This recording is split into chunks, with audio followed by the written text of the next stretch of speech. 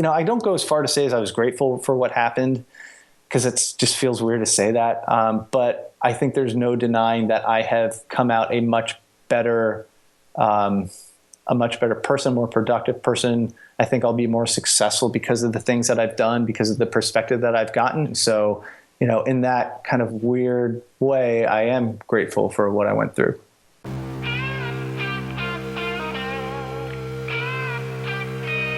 From Toronto, PHANTA Media presents the Not So Corporate Podcast.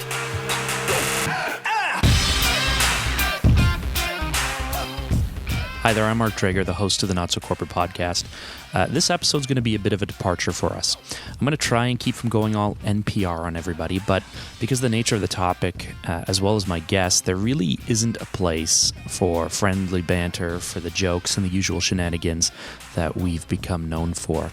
In this episode, Chris Leone, the Chief Operating Officer of Web Strategies, a boutique internet marketing and lead generation firm in Richmond, Virginia, joins me to talk about what happens to someone when they're having the time of their life, when they're having the type of year where everything is going right and everything lines up, when everything is coming together for them. And then they're told that they have cancer, and naturally that leads them to think that they're going to die. Now, as Chris shared in the clip off the top, he didn't die, but he spent a lot of time not knowing which way it would go. So I've known Chris for 7 or 8 years now. We met actually at a conference where he was speaking about using analytics for lead generation. I actually hired their firm to help my company with our internet marketing, and we've really been working together ever since. Over the years, because we're about the same age and we both love marketing, we both love small businesses, and we generally get along, we've actually become friends. But when I found out the year Chris had in 2014, I was stunned. So imagine this timeline. Early 2014, he was named the Chief Operating Officer for the firm where he worked, so he effectively took control of the business. A few months before that, he had finished building a brand new home, and a few months after that, he actually got married to an amazing woman, and they were expecting their first child, a daughter. So it's a pretty crazy year for him. His career's on track, his home life's in place. He was recently married with a baby on the way, and all of this in his early 30s. And then he notices he's not feeling well.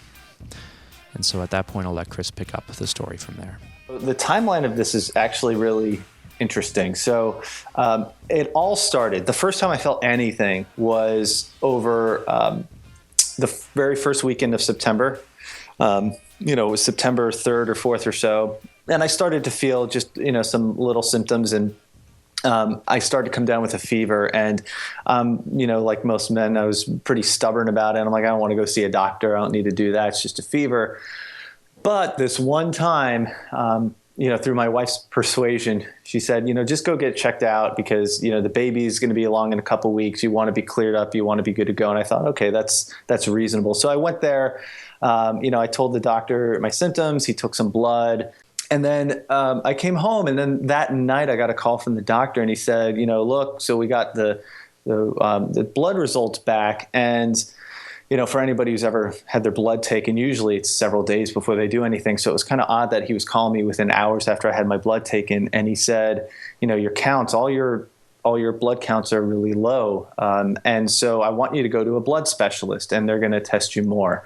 And I was pretty, ignorant to this whole thing. I didn't think a whole lot of it. So the next day I showed up at the doctor's, and what I didn't know was he sent me to a hematologist, a blood specialist, who is, they're usually also oncologists, cancer, doctors. So I show up at the building, it says Virginia Cancer Center, and immediately my thought was, what on earth am I doing here? Walk in, think maybe he just has an office in there, but no, he's right there at Virginia Cancer Center in the building. So that was terrifying. And I remember trying to just hold it together because my wife, who was very super pregnant, was there with me because our daughter was still a couple weeks away. But, we go in there, he goes over all my results, he tests some more, and he says, I don't think what you have is in my field. I think it's a virus. And so he sent me home, and he said, I'll send you to another doctor. He'll test you for viruses, and, you'll clear up whatever it is you have now. And then, hopefully I never see you again. And sure enough, the fever cleared up. And it cleared up about a week before my daughter was born. So what happened was, although I had that moment of just sheer terror where I thought, why am I seeing a cancer doctor? He told me, I don't think you're in my field. I think this is something else. And so what it gave me was this really wonderful window around the time my daughter was born to really be there 100% mentally and enjoy that. And I did. The scary thing is what happened was a few weeks after my daughter was born, I was going in for a follow-up test, and they took my blood again, and they found that even though I was now free of any symptoms, visible symptoms, my counts had fallen back down to a really dangerous level. So that was the moment when my doctor said, I don't like it. I want to go in and do a bone marrow biopsy. So we scheduled that for just a few days later. And that was really the start of the most terrifying moments, because that's when you no longer get the doctor being, very positive about what's going on or thinking it's probably not related to me. Now he was saying, no, this is something going on, and we need to dig deeper. That was a moment where, that was the most terrifying moment for me. And at this point, my daughter was about 3 weeks old. So imagine that for a moment. You just got married. You just had your first daughter. You were told by specialists that you were going to be fine. And now only a few weeks later, you just don't know. You don't know how sick you are. You're not being told that everything's going to be okay, that it'll all work out. You simply don't know. And so knowing Chris's story, being his friend and being aware of what happened to him on a certain level, you may be listening to this and asking yourself, well, why the heck are we talking about this on the Not So Corporate podcast? It's because of the question that's been running through my mind, and it's a question that I haven't been able to answer or really shake since I learned what Chris went through last year. And the question's this to me: when your life's in limbo, when you're facing a serious, challenging time, when you're not sure if you're going to live or die, how do you show up to work? So as soon as I got the call from the doctor that this was something potentially very serious, again, my daughter at this point was a few weeks old. You got to remember too. So I was named COO in 2014. All right, this all happened in 2014, and I took on the role of COO at the beginning of 2014. So I had this new position that I was just insanely excited about. We had built this dream house to start raising our family in. Our daughter was on her way. It was all, I had it all, and I knew that, usually you don't always know that until after the fact, but I'm sitting here thinking, I have this all now. And I'm nowhere near where I want to be in life. There's so much more I want to achieve, but the pieces are now here and how I want them to be. And that's something I've always dreamed about my whole life. And it didn't all come together until within weeks of getting diagnosed. So when that news came down, for anybody who's ever been in one of those really trying moments, be it it's a fear moment, a fight or flight moment, you have this, you become hyper focused, and you start thinking about what you need to do and what you don't need to do, and what's important and what's not important. What was challenging for me is before the diagnosis came in, and when it was more of just the fear of what it could be, it was the uncertainty that was just eating me alive, right? Because as anybody who either runs a business or is just super type A, you like to have control of your situation. And even if you don't have control, what's worse than not having control is not knowing. And so, it probably would have been more comfortable for me to get the worst possible diagnosis, but at least to know what I was up against. I didn't even have that yet. I just knew that it was probably going to be something really, really tough. So, I emailed or I called, people in my company, and I said, look, I got this going on right now. I need you guys to just, keep pushing along and handle this for now. I need to spend this time with my family. And so that's what I did. My parents are nowhere nearby, but I did have them start to come down and just spend time. I went out and got a puzzle, something that would keep my mind occupied. And so we were sitting on the kitchen table and doing that. And, any client who reached out to me, I just told them, I was pretty straight up. I said, look, I'm dealing with something really tough right now.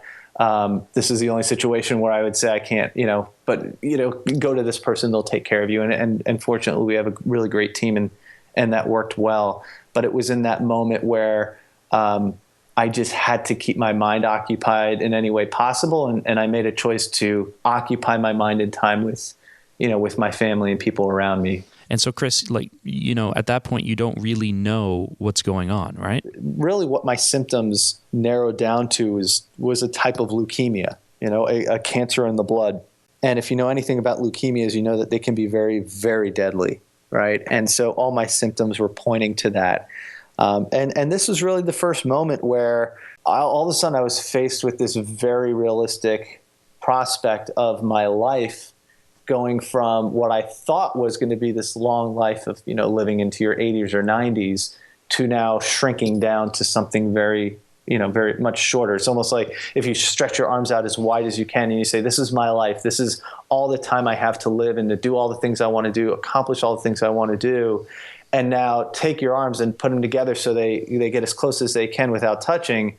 Now this is the space you have left, right? And that was that was what was so terrifying about this time. So, the chances and are in your mind, how much time was that?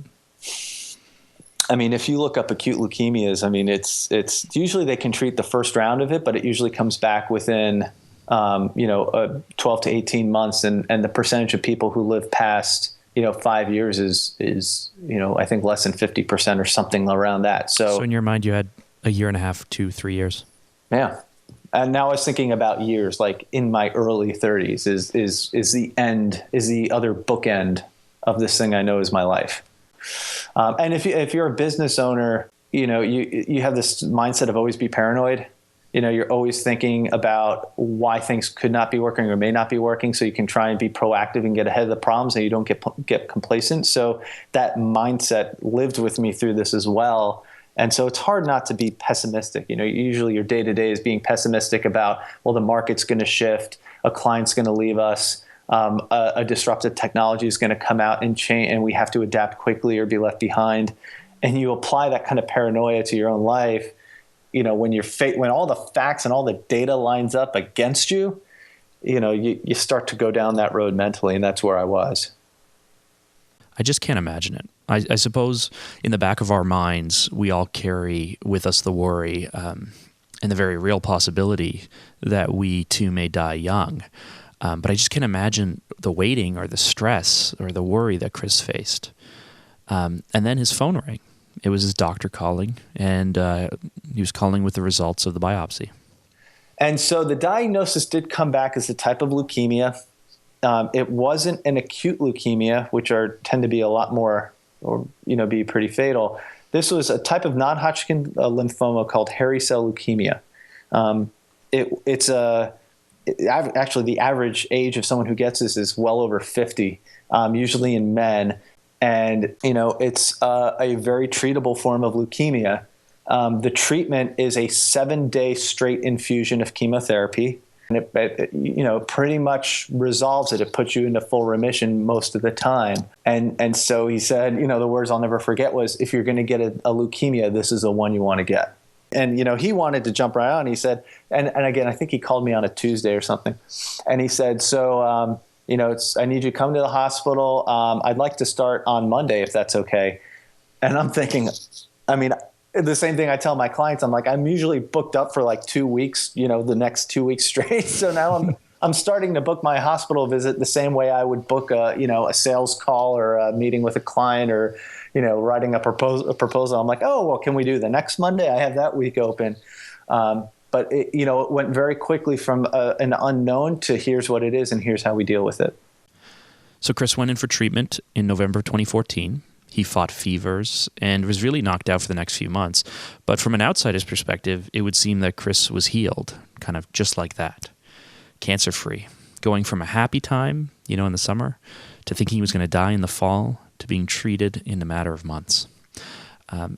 But, the thing is, no one goes through that kind of roller coaster ride without learning some real life lessons. So I asked Chris to share them with me. Well, this is one of the big lessons I learned from this whole thing. First of all, I talked to my clients about this because I felt like if I was going to be off the grid for a long time with, from someone that I usually have a very close connection or, professional connection with, I needed to be clear about why that was and let them know I wasn't just too busy or focused on other things. I was dealing with something really serious. I did the same with my friends. And, all I can say is it's in some ways surprising how some people respond. I had some people who I thought I was pretty close with who, if they didn't find out through me, they found out through a friend of mine, just one connection, who never really said anything at all. And then I had other people that I thought we were just simple acquaintance, we were just an acquaintance, and they offered every ounce of support that they had. And it was really eye-opening to me that, here's a client that I've only been working with a couple months who has offered everything in his power to help me bring over food, help me out, take me out somewhere, bring me something. They're doing that. And then you have maybe even someone in your family who doesn't ever reach out to you.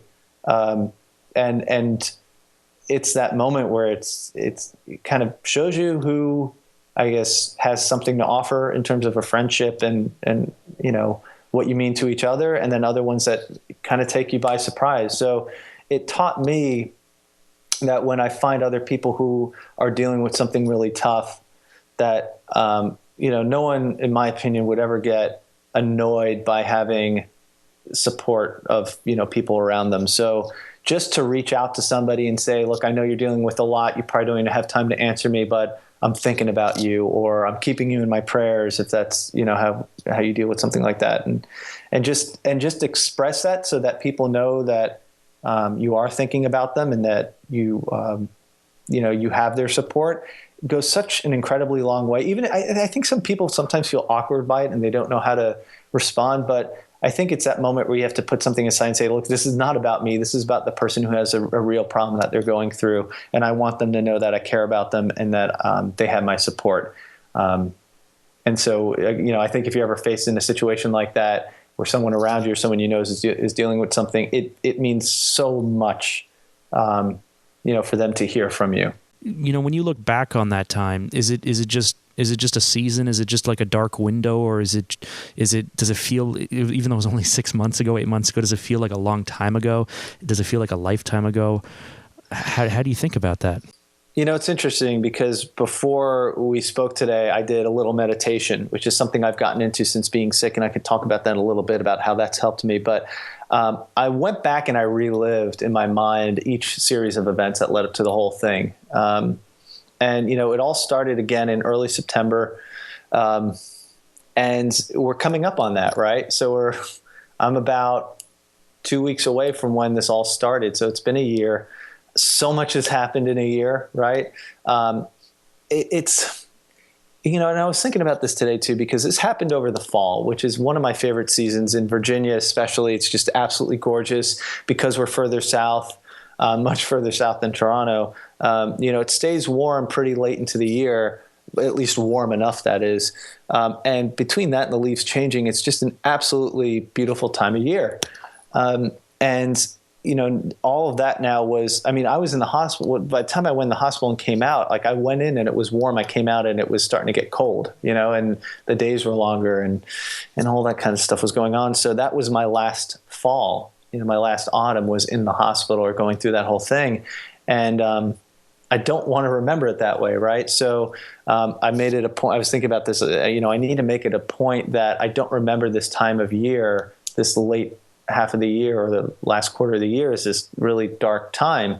I need to create new memories, around this time and kind of get back to where I was before. So that was the first part of it. The other part, sometimes I compare what I went through to, there's an Adam Sandler movie, Click, where he gets a hold of this remote control and he can pause moments of his life or fast forward so he doesn't have to do the boring stuff. And the next thing he knows, he's fast forwarded through his entire life and it's too late, right? And if you see the movie, it's at the end, he has a chance to kind of go back and redeem, similar to A Christmas Carol with Scrooge. Bed Bath & Beyond, right? Exactly. He was in the Beyond section. And then similar to the, Christmas Carol with Scrooge and, how he has this chance to fly through, his future and see how things are going. And it terrifies him. And then he wakes up Christmas morning and, he has a chance to change. And in some ways, I actually feel like that. and Mark, I'm sure you're similar in a lot of ways. And people who are listening right now, you're running a business, you become just super obsessed with that being successful, right? You pour everything into it. You make sacrifices. You reduce your life to just a few things so that you can be successful. And I was doing that as well. I didn't start Web Strategies, but the position that I'm in now, I have a lot of autonomy, and I can really impart my vision on the company, and and all that great stuff. So, I was doing that, right? And I was just obsessed with it. And I was working incredibly long hours and working weekends, and to the point where, my work time and my family time and every other time, everything else was really blurring together as one. It was hard to differentiate the two. And so when I was all of a sudden faced with this prospect that I might not be around for even a few more years, I stopped and said, okay, well, so look back, this was your life. Are you happy with it? And I wasn't. I've traveled the world. I've lived in other countries. I've experienced so many great and wonderful things. I've been very fortunate in that regard. And I don't feel like I've had a shortage of experiences in my life. But when I think about the choices that I make on a daily basis and what I give my time and attention to, and how I live just any given day, I realized that I wasn't happy with it. And it took being shaken to my core to realize that. And so I went on this kind of personal crusade of mine to change. And there were several things that I started to recognize that were holding me back from enjoying my life. And it was really that. It was the enjoyment part of my life, because I felt like I was working so hard and doing so many things that I wasn't really enjoying it, or I didn't know how to. And it wasn't just that I wasn't giving myself the time to do it, but I was training my brain in a way that it was going to make it difficult to ever do that. Not taking vacations when I should, or even when I was on vacation, not really being there, being engaged with it. And so I went on this mission to try and diagnose within myself, why am I not able to do that? I feel like I'm a really smart, hardworking guy. I should be able to figure this out. And so I started to attack that the same way I would attack any problem in my business, whether it's, something you got to work out on your P&L, or a problem with an employee, or an issue you're having with performance or an account. I started to look at it that way, and I was able to make some pretty, for me, some really stunning, transformative changes in my life. I was just thinking about this as you were talking. How do you define success today, then, coming out of the year you've had? Yeah, so there's several ways to define success, and for me, I'm starting to define success on a more micro level, which is to understand and be upfront with myself about something I want to change, and then holding myself accountable to that. So when I talk about some of these changes I made that have been really transformative, I'll kind of walk through some of those, because I think this applies to anybody who's looking to improve their life. Some of these lessons came out of several books that I read. There was one about, the founder of Pixar. He talked about some of these things. There's another book about essentialism by Greg McKeown. I think that's how you say his name. I've never heard it out loud, but I started to read through these books, and what I found was, first of all, I needed to slow down my mind.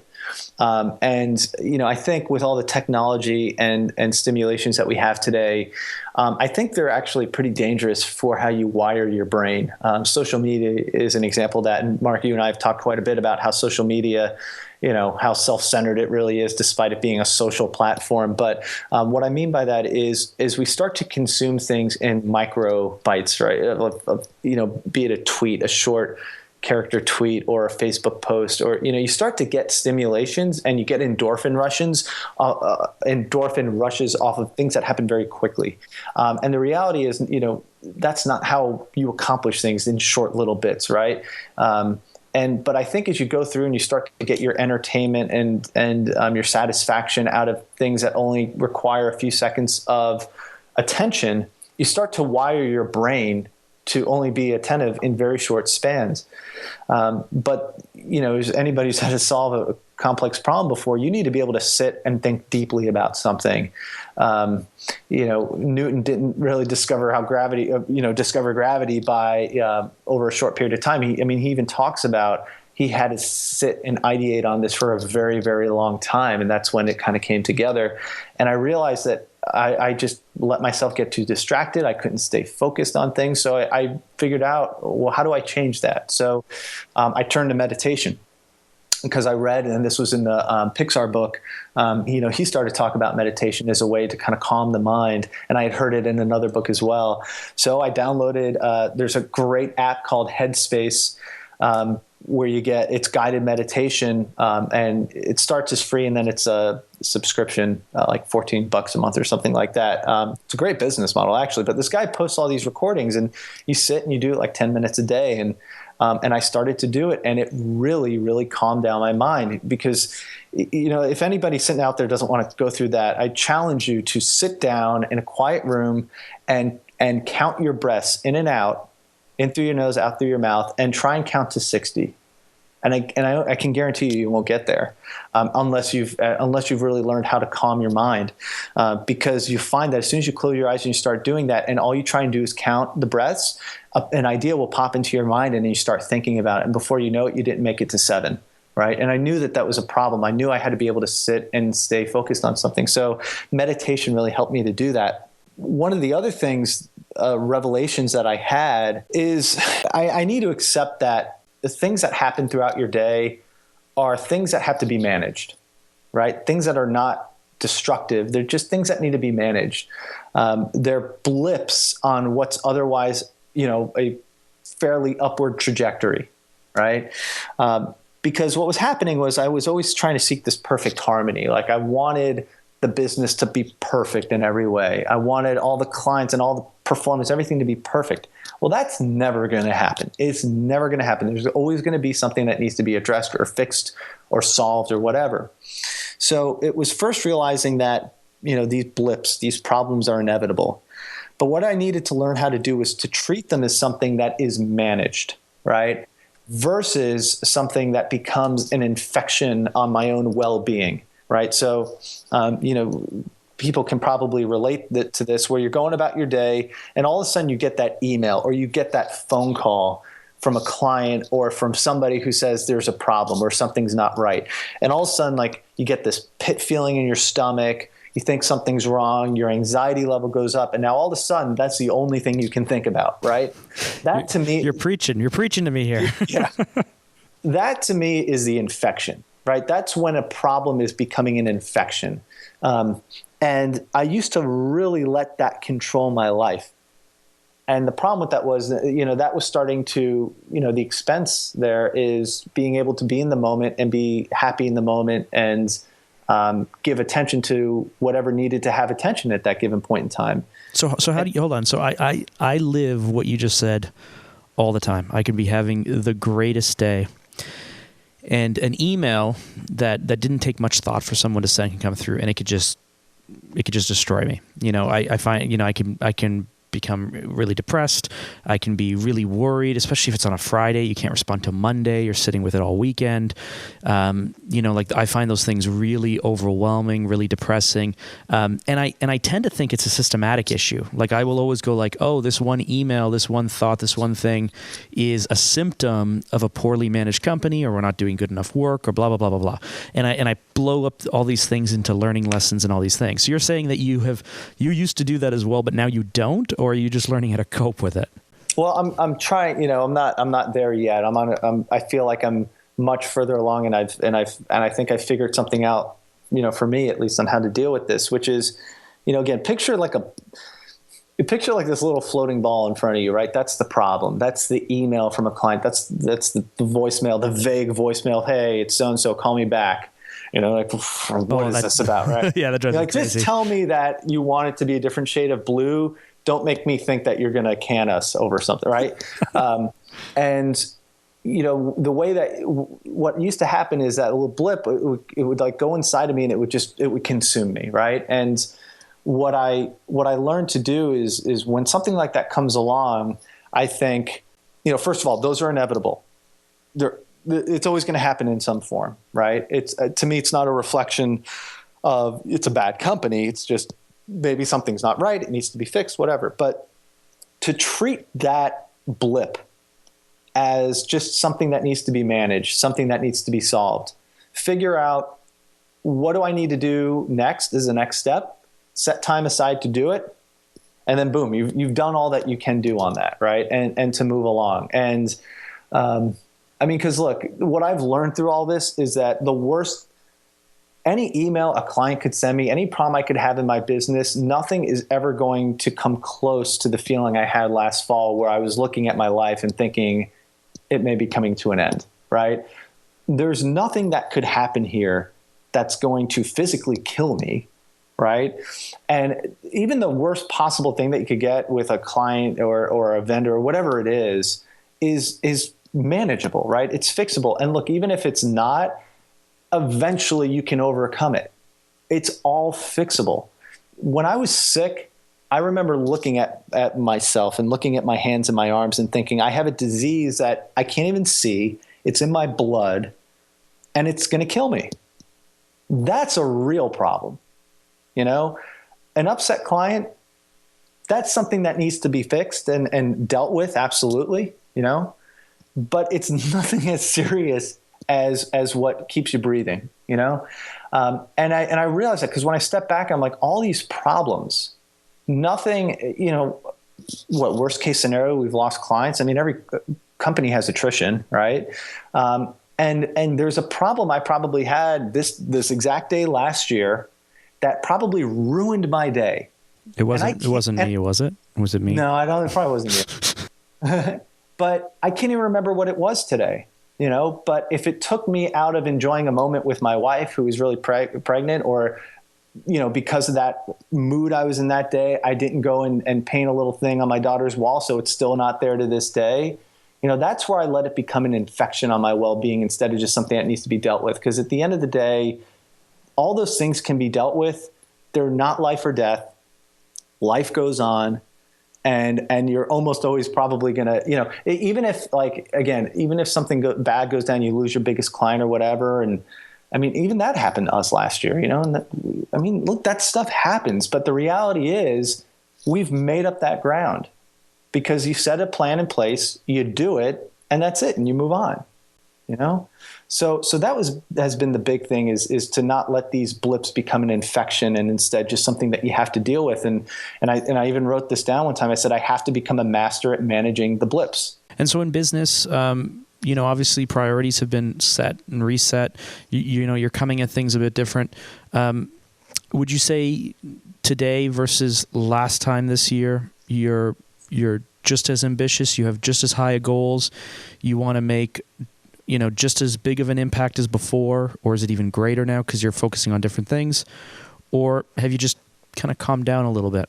I think I've been a lot more productive in reaching my goals prior to getting sick this past year than I was before, even though I've really learned to prioritize things a lot better and understanding what is more important to me, which is my family, despite running a business. So my goals, I think really once the dust is settled, are just as ambitious. I realize that money alone is not going to make me happy, not by a long shot. That I tell you, money, the only reason money ever popped into my mind when I was sick was doing the math on how long my family could survive without me, But besides that, just the money or the ego part, whatever comes along with nice cars or whatever, all that crap, that stuff never mattered to me anymore. Once I got sick. So, I feel like I still want to accomplish similar things and grow the business, not just for the sake of growth, but to create a kind of company that I'm really proud of with the culture that I want, but to do it for the right reasons and not just kind of the more ego-driven reasons. I love. I know you're a big fan of baseball, and hey, how do you like the Blue Jays right now? Blue Jays are pretty crazy right now. Yeah, they got. I wish the Mets would have gotten Tulowitzki, but he's doing some great things for them. And the Mets they're in ahead in their division too. So Hey, win-win. Very good. But I'm a huge fan of auto racing. So I love cars. I love auto racing. I like NASCAR, which I know is big down in Virginia, even though you may not be a big fan. But there's this saying there's this thought or philosophy that's always stuck with me, and I think of it sometimes. And it's the thought that sometimes you have to slow down to go fast. So when you're driving in a car and you're on the edge at all times, if you try harder, you in fact will have slower lap times because you have to brake harder, you have to steer harder, you're losing traction, you're not like carrying momentum as well. And the really smooth drivers tend to be the ones that get the crazy lap times because they're not anxious. I mean, they may be internally, but they're not as anxious, they're more smooth, they're more in a rhythm. They're actually not pushing as hard. They're trying. They're not pushing everything to the limit, and then they can actually go faster than the guys who are trying to go crazy. And sometimes I have this little note on my desk. Sometimes I try to remind myself, sometimes you have to slow down to actually go faster, because when you're going as crazy as you can, you're just pushing everything too much. That rings true for me because I do feel like both my mind has slowed down, not like in a dumb way, but just I can think clearer about what I'm doing. It's not as noisy. I'm not trying to multitask and do a lot of things. I'm doing less, but by doing less, I'm doing more because I can do that one thing so much better. And I can do it completely. Then I can move on to the next thing. I write one of the other things, behavioral changes that I did to try and, improve, get rid of some bad habits and to just make better ones is, at the end of every day, or at least, I try to make it the end of every day, I have this little notebook. And I use Evernote, or you can use a real notebook. And I just sit and I just do a brain dump of how that day went. And what I'm doing is I'm revealing to myself, here's what I did this. I'm happy with my day. I'm not happy. Here's a habit that I said I want to improve, but I didn't do anything to do it differently today. I still did the bad stuff. And what it causes me to do is pay attention to the things that are holding me back from the end goal, right? So in the race analogy, it's like you're trying to win the race, but if all the people are putting the pedal to the metal, all they're doing is looking for the checkered flag, right? They're looking for the finish line, but you got to realize that you got to move in steps, in small steps to get there. You can't just take that giant leap all the way to the end because you're going to be reckless, right? So what I realized was, even though I had the ambitions to go really far and do all these things, there was a lot of things happening at a smaller level that were holding me back. And that could be, hey, here's the time to draft. Here's the time to go ahead. And in my case, it's, look, I'm not drafting enough. So like if I was writing in the book at the end of the day, it was like, you got to slow down today. I know I need to make, more of a point to pick the times to go around and just to stay behind the leader. Today, I spent too much time trying to go around, and you admit that to yourself. And by admitting that to yourself, you bring it to the surface. So the next day when you have to write again and you say the same thing, you would be really disappointed in yourself, the same way as if you had a coaching moment with one of your employees and you said, look, this is a problem. This is something I want you to work on. And then they do the same problem again. You would be really upset with that, and you would start to question, hey, is this person really right for our company, or to be working with us? So that's been very revealing to me, and I realize, again, coming back to the race analogy, that a lot of things that hold you back are those little A/B choices that you make throughout your day, where you should do it one way, but you do it another way. So if you can admit to yourself where that fork in the road is, where you do the thing that you shouldn't do, and you bring that to the surface, you become more aware of it. And the more aware you are of it, then when you are, in that moment of truth, you choose the right path instead of the wrong one. Chris, I feel like I need to have an intervention with you right now. You're meditating, you're journaling. I really fear a risk of you becoming a hippie. Well, I don't look good in long hair. My hair gets too wavy, so I'll always. And I don't have a beard anymore, so you're not even a hipster anymore. Well, Richmond's actually pretty well known for the hipster vibe. So, but I think still relative to that, I'm nowhere near that. But so you're like the Brooklyn of the South, is it, or something? Yeah, right. Hey, it's a lot of. Even before, we got sick, you and I would still talk about like, hey, have you read this book, or you done this or whatever? And we'd share a lot of the things. And I meet a lot of business owners as well who share a lot of those traits. But what I realized was I had to get smarter about how I did things, and I had to be, pretty truthful with myself about what I didn't like about myself. And, here's some things that I found to be very effective tactics to help me along with that. And I can tell you, I was on vacation this past week. I wasn't meditating, and I came home and just to try and close my eyes and focus on something for a moment, I realized how noisy my mind was. So just trying to calm it down, I realized I can stay on a task longer. I could get more done. I could, keep my eye on the prize. And look, it may sound silly, but again, a lot of this advice and stuff has come from really successful CEOs, and I figured if it worked for them, I can at least try it. It was actually at this point that we were winding down the interview. Chris and I actually went off on a tangent about a different topic that really had nothing to do with the podcast. I happened to leave the line recording when we began to talk about the talk we just had. The big question I had all along, and because I said this to you too when we talked in, I think, early January. I'm like, this is not about me by any means, but I found November and December, where I was in my business, doing this for 8 years, I found it really, really unsettling to hear your story. We're about the same age. I have kids, and I went through a few months of really questioning why I even came to work myself, because it's so clearly defined for me what's important and not important, and so I appreciate that I didn't have to go through what you went through by any means at all. But I found it really disruptive. Just to think, just to put myself in your situation as an outsider and thinking, what would I do? Yeah. And we have a business that is successful, and I have life insurance, and I have all those other things. But when you're doing corporate work, and you're pouring yourself into work that people don't seem to appreciate, and then you find out that someone who you respect and are friends with is fighting something that's so much more important. I really questioned what the hell we were doing. Yeah, I really did, and so all along my question has always been, how I don't know in your situation how in January you're returning to work, how in February, how today you're showing up to work, unless if you're doing, and I believe you are, doing something you really believe in, something that's going to have an impact, something that's going to make a difference. But I wouldn't want to do anything other than that. Do you know what I mean? Do you feel like we captured that? I don't know. We're talking it out right now.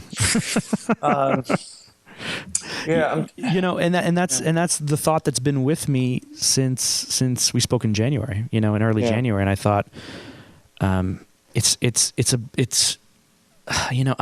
know. So I can ask you, how do you do that? Is it really just about committing to work that will have an impact, or is it committing to what you're passionate about, because then it doesn't feel like work? Yeah. Or what? I don't know. I don't know. Yeah. So, I'm fortunate, right? So this is, I remember having some of my friends ask me even a few years ago, they said, Chris, if you could do anything what you want, what would you do? And I said, I'd do what I'm doing right now. I really enjoy this space. I enjoy the work that we do. And in my particular position, I get to do something I've really always wanted to do, which is to help grow and shape a business, and run a business. And I know that, as someone in digital marketing, you always look to the big companies, Googles and the Facebooks of the world, and, some of the up and coming companies. And you think, man, it'd be really cool to work, somewhere like that, but you realize that, at the end of the day, those guys still have bad days and frustrating days. And really the ticket to me is learning how to, enjoy and appreciate the day that you do have, no matter what kind of work that you do. So, if I wasn't happy in, the company I was doing, or I didn't feel like I could continue to grow as an individual here, I probably wouldn't be around any longer, right? But I really feel like I have that here. And I think the other thing that's important is, besides, which is really important for me, always feeling like I'm growing as an individual and getting better at what I do. The other part is my why, why do I do this? Well, why do I run the company? What kind of company do I want this to be? And that's something I've really thought deeply about because, and you alluded to this as well with your business. You do have those days where you think, am I really making an impact? Am I really having a real impact on the world? And I mean, look, there are millions and jobs out there that don't really have a meaningful impact on the world, especially when you think about marketing. I mean, what are we trying to do? We're trying to, increase how much someone buys of something, or to buy ours instead of theirs, right? And if you're talking about a product that isn't going to change anyone's life, I mean, how important is that? It's not, right? But for me, I do enjoy marketing a lot. I like the challenge of it. I like thinking about it. I like talking about it. But to me, what has become so important is the company itself and the impact that I can have on the people in the company. To the point where, I've said to myself, I don't want to hire anybody who can't articulate how they want to grow. And the reason for that is because I want to help them grow. The most important people I've ever come across in my life are the people who have helped me develop as a person, who's given me opportunities, who bet on me. And I want to be that for someone else. So even if we don't do the most exciting work for the world, it's not going to really change anything. They're not going to write about it in the history books. If I can help someone realize their potential and achieve their dreams, even in a small company, it's only 15 people or so. I mean, how many people get to lie on their deathbed saying that they really positively shaped that many people in their life?